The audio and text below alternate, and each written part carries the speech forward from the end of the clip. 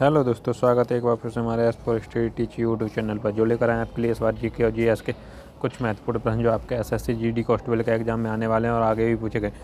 यही नहीं, इसी एग्जाम में ऑनलाइन अदर एग्जाम भी पूछे जाते हैं और आगे भी पूछे गए। तो वीडियो शुरू करते हैं। वीडियो शुरू करने से पहले हमारे चैनल को सब्सक्राइब करें, लाइक करें, शेयर करें, कमेंट करें, साथ ही साथ घंटी दबाना ना भूलें, जिससे हमारी वीडियो की नोटिफिकेशन सबसे पहले आपको मिलती रहे। तो आइए स्टार्ट करते हैं। और हाँ, वीडियो को पूरा देखें, बिल्कुल भी स्किप ना करें, जिससे आपको पूरी जानकारी मिलेगी। इस वीडियो में हम आपके लिए वही प्रश्न लेकर आए हैं जो आपके एग्जाम में पूछे जाते हैं। आइए स्टार्ट करते हैं। प्रश्न नंबर 1, डेमोक्रेसी शब्द किस भाषा, यानी कि जो डेमोक्रेसी शब्द है वह कौन सी भाषा से लिया गया है दोस्तों? तो इसका सही आंसर है दोस्तों ग्रीक। अगला प्रश्न, राज्यपाल द्वारा जारी अध्यादेश विधानसभा द्वारा कितने समय में पारित करना होता है? यानी कि जो राज्यपाल द्वारा, जो कि राज्यपाल है, वह अध्यादेश का विधानसभा द्वारा कितने समय में पारित किया जाता है? तो इसका सही आंसर है दोस्तों 6 सप्ताह। अगला प्रश्न, किस राज्य ने सबसे पहले पंचायत राज्य प्रणाली प्रारंभ की थी? यानी कि वह कौन सा राज्य है जिसने पंचायत प्रणाली राज्य प्रारंभ किया था? तो इसका सही आंसर है दोस्तों राजस्थान। चुनाव आयोग किस अनुच्छेद के अंतर्गत स्थापित किया गया? यानी कि जो चुनाव आयोग है वो कौन से अनुच्छेद के अंतर्गत आता है? तो इसका सही आंसर है दोस्तों अनुच्छेद 324। अगला प्रश्न, किस संवैधानिक संशोधन ने पंचायती राज संस्था को स्थापित किया? यानी कि वह कौन सा संवैधानिक संशोधन था जिसमें पंचायती राज्य की संस्था को स्थापित किया था, यानी प्रस्तुत किया था? तो इसका सही आंसर है दोस्तों 73वां संशोधन अधिनियम के। अगला प्रश्न, राजनीतिक स्वतंत्रता का अर्थ है? यानी कि जो राजनीतिक स्वतंत्रता है उसका क्या अर्थ है? तो इसका सही आंसर है दोस्तों लोगों की मुक्ति और राजनीतिक गतिविधियाँ। अगला प्रश्न, जहाँ कोई कानून नहीं होता है यहाँ कोई स्वतंत्रता नहीं होती, यह किसने कहा था? यानी कि जहाँ कोई कानून नहीं होता और वहाँ कोई स्वतंत्रता भी नहीं होती, यह कथन किसने कहा था? तो इसका सही आंसर है दोस्तों लॉक ने। अगला प्रश्न, भारतीय संविधान के किस अनुच्छेद में मुख्यमंत्री के कार्यों को पारित किया गया? यानी कि भारतीय संविधान के कौन से अनुच्छेद में जो मुख्यमंत्री हैं उनके कार्यों को स्थापित किया गया, यानी प्रस्तुत किया लिखा गया? तो इसका सही आंसर है दोस्तों अनुच्छेद 167 में। अगला प्रश्न, भारतीय संविधान के किस अध्याय में जनता को गारंटी यानी मूल अधिकार दिए? यानी कि भारतीय संविधान में वह कौन सा अध्याय है जिसमें जनता को गारंटी यानी मूल अधिकार का प्रस्ताव रखा गया? तो इसका सही आंसर है दोस्तों 3। अगला प्रश्न, यूएन चार्ट में कितने सिद्धांत हैं? यानी कि जो यूएन चार्ट है उसमें कितने सिद्धांत हैं? तो इसका सही आंसर है दोस्तों 7।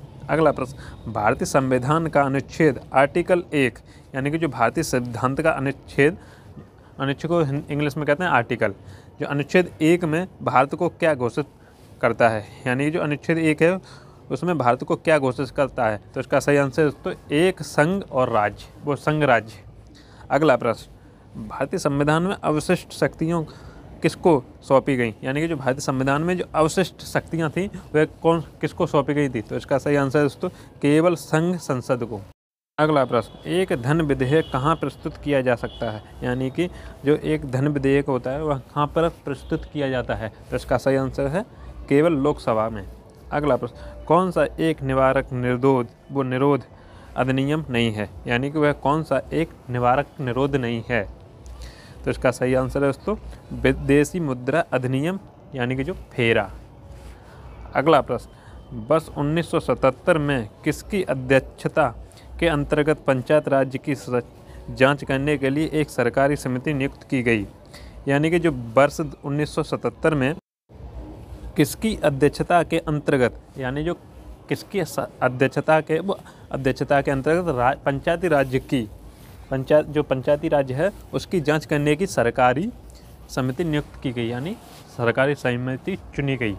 तो इसका सही आंसर है दोस्तों अशोक मेहता। अगला प्रश्न, मैकवर कहता है बंद बंधुत्वों से समाज बनता है और अतंत्र है समाज को क्या बनता है? यानी कि जो मैकवर कहता है कि बंद बंधुत्वों से समाज बनता है और समाज से क्या बनता है? तो इसका सही आंसर है दोस्तों राज्य। अगला प्रश्न, भारतीय संविधान के किस भाग में सामाजिक एवं आर्थिक लोकतंत्र को सुनिश्चित किया गया? यानी जो भारतीय संविधान है उसमें कौन से अनुच्छेद में सामाजिक और आर्थिक लोकतंत्र सुनिश्चित किया गया? तो इसका सही आंसर है दोस्तों राजनीति के निर्देशक सिद्धांत। अगला प्रश्न, भारत का राष्ट्रीय फल क्या है? यानी कि आप लोगों को पता है कि भारत का राष्ट्रीय फल कौन सा है, तो इसका सही आंसर है आम। अगला प्रश्न, भारतीय संविधान की 8वीं अनुसूची में कौन सी भाषा विनिर्दिष्ट नहीं है? यानी कि भारतीय संविधान है उसमें कौन सी 8वीं अनुसूची में कौन सी भाषा निर्दिष्ट नहीं है, वो विनिर्दिष्ट नहीं है, तो इसका सही आंसर है दोस्तों अंग्रेजी भाषा।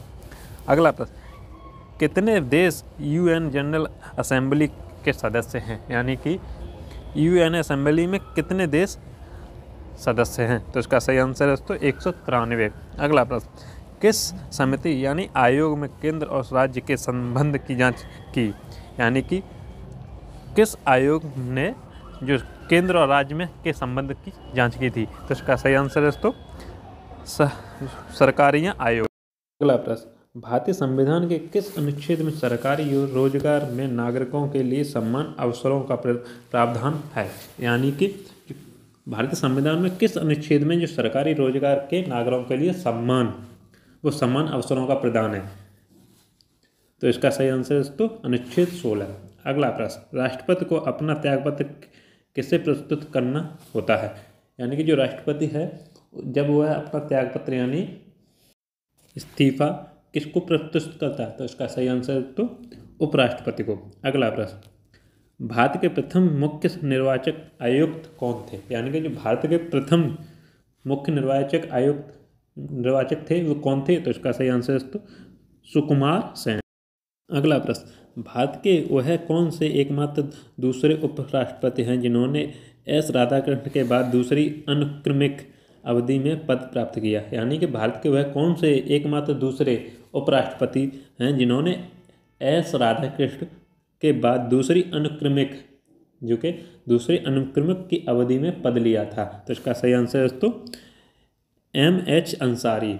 अगला प्रश्न, यदि राष्ट्रपति त्यागपत्र देना चाहते हैं तो वह अपना त्यागपत्र कैसे संबोधित करेंगे? यानी कि जो राष्ट्रपति हैं वो अपना त्यागपत्र देना चाहते हैं यानी इस्तीफा देना चाहते हैं तो कैसे देंगे, यानी कैसे प्रदान करेंगे, वो अपना इस्तीफा देंगे, तो इसका सही आंसर है तो भारत के उपराष्ट्रपति, जो अभी आपको मैंने पहले बताया। अगला प्रश्न, राज्य संघ की स्थापना कब की गई थी? यानी कि जो राज्य संघ था उसकी स्थापना कब की गई, तो इसका सही आंसर है तो 1920 में। अगला प्रश्न, भारतीय संविधान का कौन सा अनुच्छेद निर्वाचन आयोग से संबंधित है?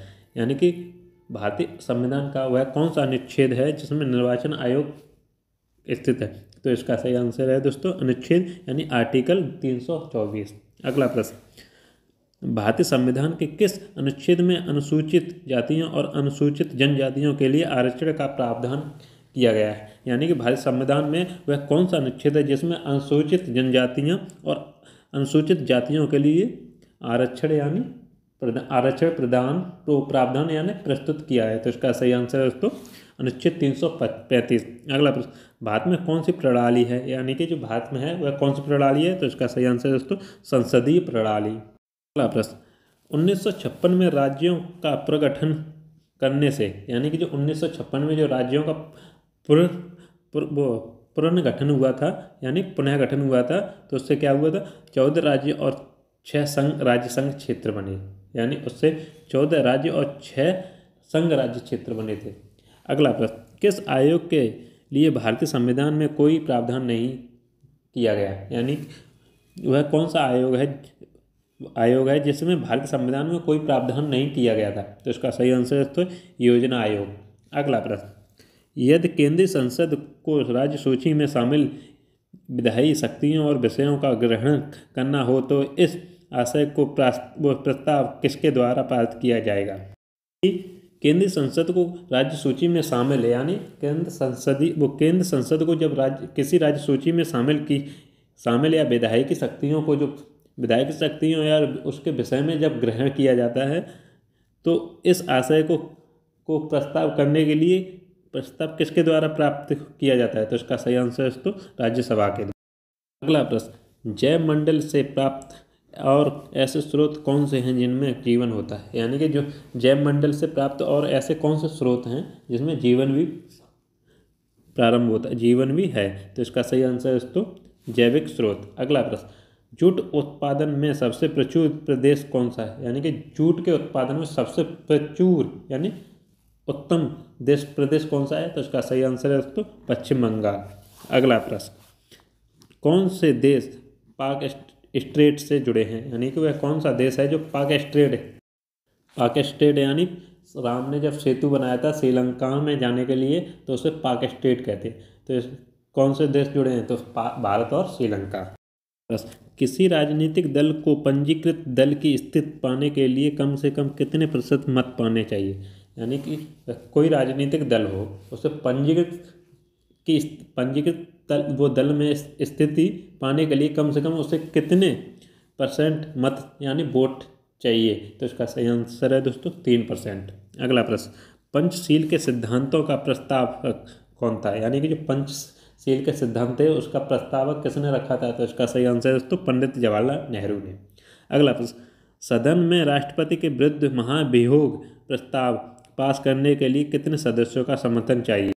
यानी कि सदन में जब राष्ट्रपति के विरुद्ध महाभियोग प्रस्ताव रखा जाता है तो उसमें कितने सदस्यों का समर्थन चाहिए होता है? तो इसका सही आंसर है दोस्तों सदन के कुल सदस्यों में से कम 2 यानी 3 सदस्य तो चाहिए, 2 और 3 तो होने चाहिए। अगला प्रश्न, सार्वजनिक पद का अधिकार है, यानी कि जो सार्वजनिक का पद का अधिकार कौन होता है? तो इसका सही आंसर है दोस्तों नागरिक अधिकार। अगला प्रश्न, न्यायपालिका द्वारा बनाए गए कानून को कहते हैं? यानी जो कि न्यायपालिका होती है उसके द्वारा बनाए गए कानून को क्या कहते हैं? तो इसका सही आंसर है दोस्तों निर्णय विधि। अगला प्रश्न, संसदीय प्रकार की सरकार की एक प्रमुख विशेषता है, यानी जो संसदीय सरकार है उसकी प्रमुख विशेषता क्या है? तो इसका सही आंसर है संसद के प्रति मंत्रिपरिषद का सामूहिक उत्तरदायित्व। यानी कि जो संसद के प्रति जो मंत्रिपरिषद है उसका सामूहिक उत्तरदायित्व प्रमुख विशेषता है। अगला प्रश्न, भारत के नियंत्रक एवं महालेखा परीक्षक का कार्यकाल कितने वर्षों का होता है? यानी कि जो भारत के जो नियंत्रक और महालेखा परीक्षक होते हैं उनका कार्यकाल कितने वर्षों तक चलता है? तो इसका सही आंसर है दोस्तों 6 वर्षों तक। अगला प्रश्न, सर्वोच्च न्यायालय के न्यायाधीश की सेवानिवृत्ति की अवधि कितनी होती है? यानी कि सर्वोच्च न्यायालय होता है उसमें जो न्यायाधीश होती है उनकी सेवा मतलब जो काम करते हैं उनकी अवधि कितनी होती है? तो इसका सही आंसर है दोस्तों 65 वर्ष। अगला प्रश्न, डॉक्टर पी रामा राव समिति किससे संबंधित है? यानी कि जो डॉक्टर पी रामा राव हैं वह किससे संबंधित है? तो इसका सही आंसर है दोस्तों रक्षा समिति से। अगला प्रश्न, भारतीय संविधान के अनुसार क्या संवैधानिक निकाय है? यानी कि जो भारतीय संविधान के अनुसार क्या संवैधानिक निकाय है? तो इसका सही आंसर है वित्त आयोग। अगला प्रश्न, जिस संविधान द्वारा भारत के संविधान का अधिनियम किया गया उसके सदस्य कौन थे? यानी कि जिस दिन संविधान द्वारा भारत के संविधान का अधिनियम किया गया था तो उस समय उसके सदस्य कौन थे? तो इसका सही आंसर है विभिन्न प्रांतों की विधानसभाओं द्वारा निर्वाचित हुए थे। अगला प्रश्न, भारत में स्थानीय स्वशासन का जनक किसे कहा जाता है? यानी कि जो भारत के स्थानीय स्वशासन है उसका जनक किसको कहा गया? इसका सही आंसर है लॉर्ड रिपन। ये थे कुछ महत्वपूर्ण प्रश्न जो आपके SSC GD के और 12 के एग्जाम में आए हैं और आगे भी पूछे गए हैं। वीडियो अच्छी लगी तो हमारे चैनल को सब्सक्राइब करें, लाइक करें, शेयर करें, कमेंट करें और साथ ही साथ घंटी दबाना ना भूलें जिससे हमारी वीडियो की नोटिफिकेशन सबसे पहले आपको मिलती रहे। और फिर मिलते हैं आपको अगले वीडियो में इसी तरह लेकर आते रहेंगे आपके लिए इम्पोर्टेंट क्वेश्चन।